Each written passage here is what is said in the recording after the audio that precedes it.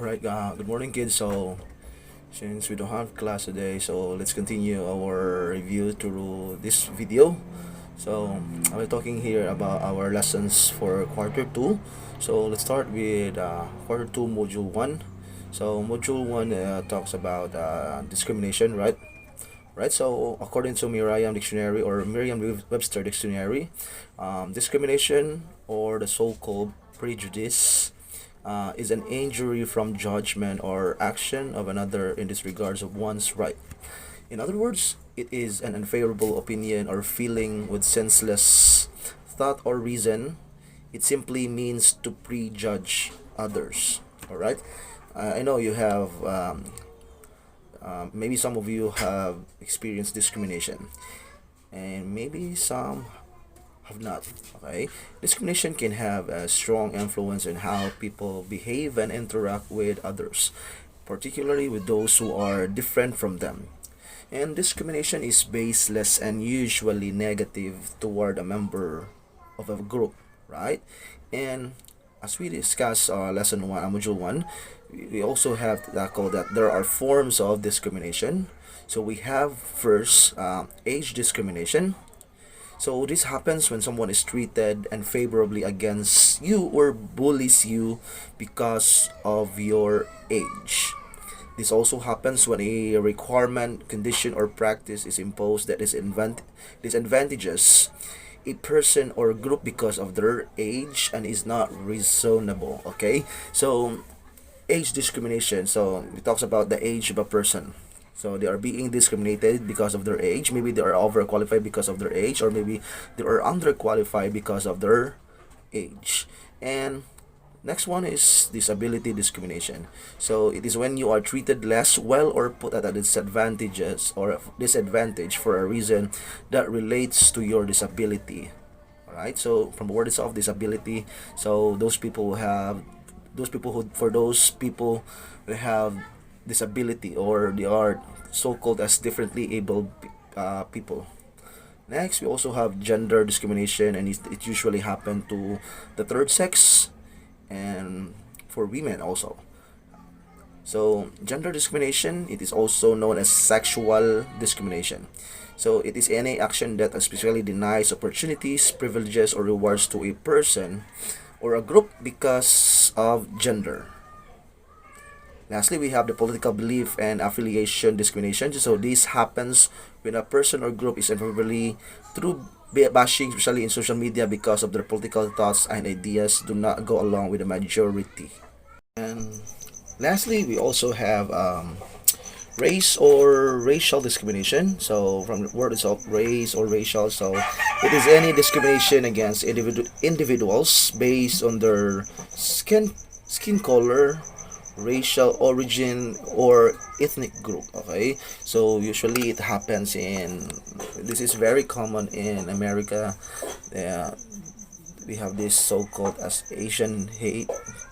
Okay, there are a lot of Filipinos that being discriminated, or other races that being discriminated in America, but it also happens here in Philippines. All right, so those are the forms of discrimination. We have age discrimination, disability discrimination, gender discrimination, political belief or affiliation discrimination, and we also have race or racial discrimination. Now let's move on to quarter 2, module 2. So before we start module 2, please do not forget to read the story. Thank you, ma'am. Okay, I know we have discussed that story. Okay, so module 2 talks about the basic elements of a short story.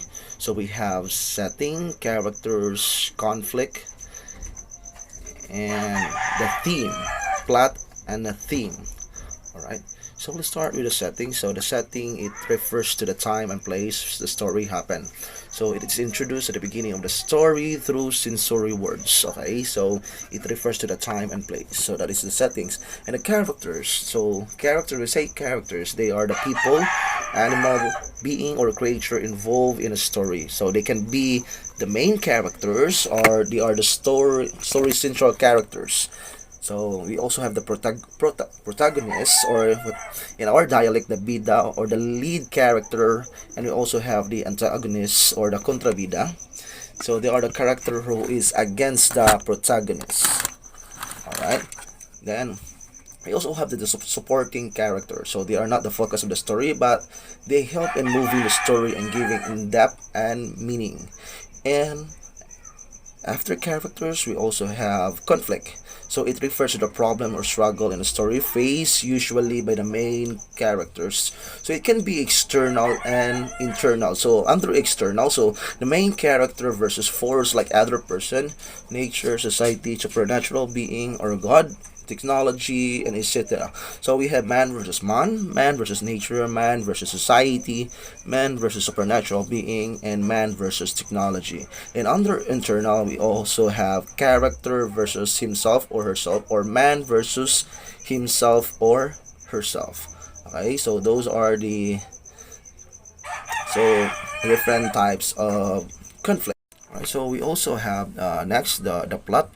So the plot is considered to be the series of events happen in the story. So it has the following parts or elements. Okay, always remember that the plot is the series of events happen in the story. So it has different following parts or elements. We have the exposition. So it is the beginning of the story where characters and setting are introduced. Next, after exposition, we have rising action, where the main characters face a series of conflicts. Next, we also have climax. It was considered to be the most exciting part of the story. And next, after climax, we have falling action. So it's the events leading to the end of the story, and the last one is resolution or the end of the story. All right.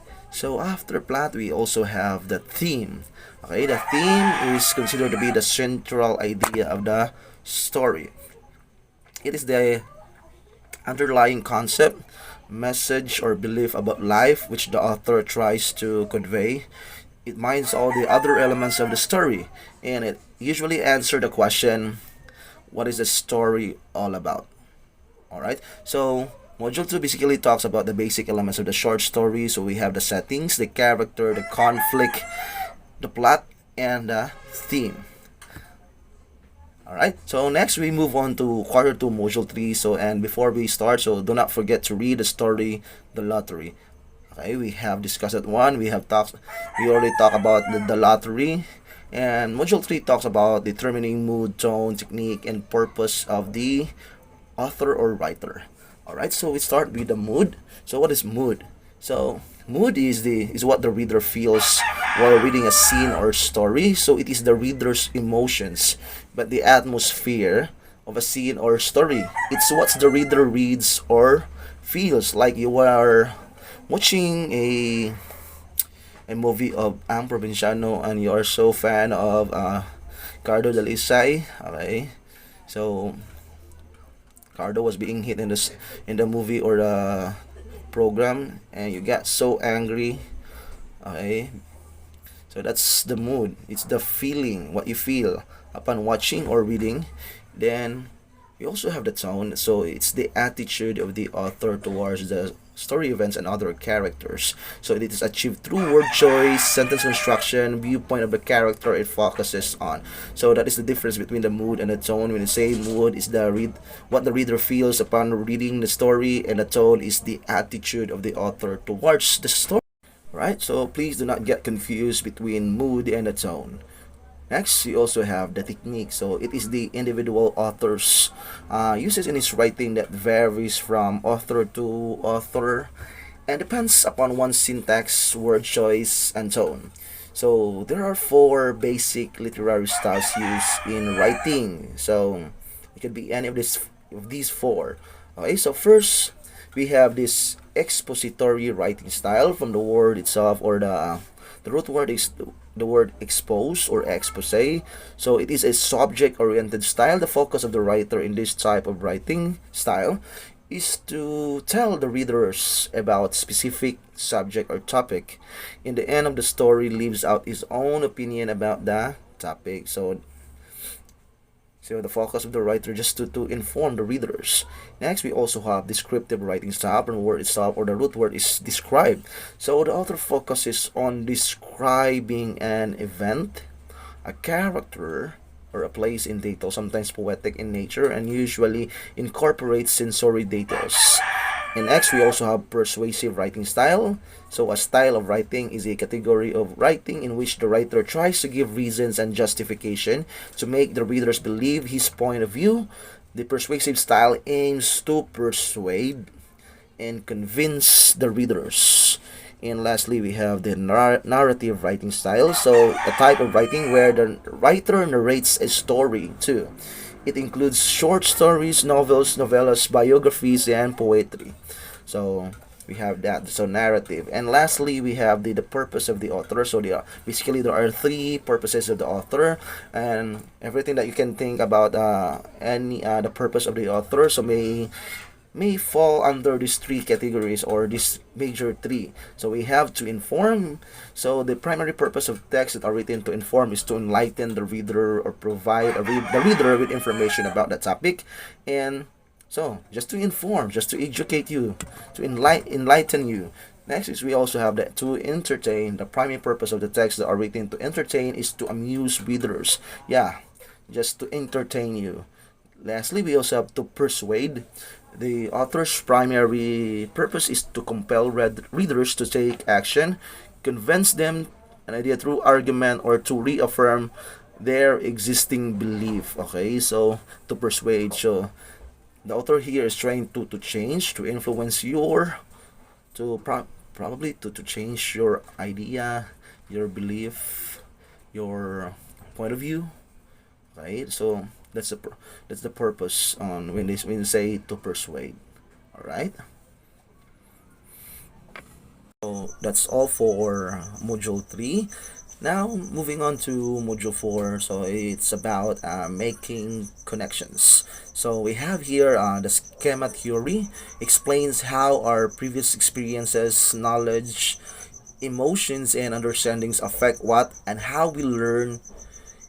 So, schema is the background knowledge and experience readers bring to the text. So, accessing your prior knowledge and experiences is good starting places to use a strategy when reading, since you have experiences, knowledge, opinions, and emotions that you can draw upon. So, it concluded that students comprehend better when they make different kinds of connections. So basically there are three types of connection or kinds of connections. So we have the text to self, text to text, and text to world. So let's have text to self. So text to self, this reminds me of a time when, so text to self connections are highly personal and connections that a reader makes between a piece of reading material and the reader's own experiences or life. An example of a text to self connection might be, this story reminds me of a vacation we took to my grandfather's farm. Okay, yeah, your personal experiences, that relates to the text that you are reading or a piece of reading material. Next, we also have the text to text. So this reminds me of another book. So text to text connections happen when readers are reminded of other things that they have read, other books that by the same author, stories from similar genre, or perhaps on the same topic. When reading. So text-to-text connections help readers gain insight during reading by thinking about how the information they are reading connects to the other familiar text. An example of a text-to-text connection might be, these characters has the same problem that I read about in a story last year. Alright, and lastly we have the text to world. So this reminds me of something I heard about. So text to world connections are the larger connections that a reader bring to a reading situation. We all have ideas about how the works that goes far beyond our personal experiences. We learn about things through television, movies, magazines, and newspapers. Often, it is the text-to-world connections that is commonly used in learning science, social studies, and literature. An example of text-to-world connections might be, I saw a program on television that talk about things described in this article when you're reading in an article that, and also you saw a program on TV that is somewhat the same or related. Alright? So module 4 just talks about a connections. So again, there are three types or kinds of connections. We have text to text, text to self, text to text, and text to world. Okay, so this connection help the readers understand better what they are reading.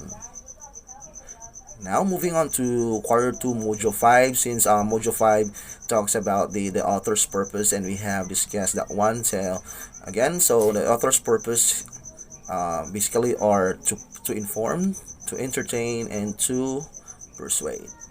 Lastly, we have the module 6. So module 6 talks about imagery. So so imagery, so this mental picture that you experience as you listen to a song or read a poem or passage is referred to as imagery. Okay, when you are reading something and then there's a picture, okay, you draw a picture in your head. Okay, so that is mental picture, or was so called as imagery. So imagery is the author's use of language to create mental images that appeal to the five senses to help the reader imagine exactly what is being described. Okay, so imagery help the reader understand more what the author tries to convey in the story. Okay, imagery appeals directly to one or more of our five senses. What are our five senses? We have the sense of touch, the sense of smell, sense of hearing, sense of sight. What else? Okay, so those are the senses that we have, and imagery is also known as sensory language because it uses words or phrases that appeal to five senses: sight, sound, touch, smell, and taste. Through these words, we can see in our minds a more accurate picture of what the writer is describing.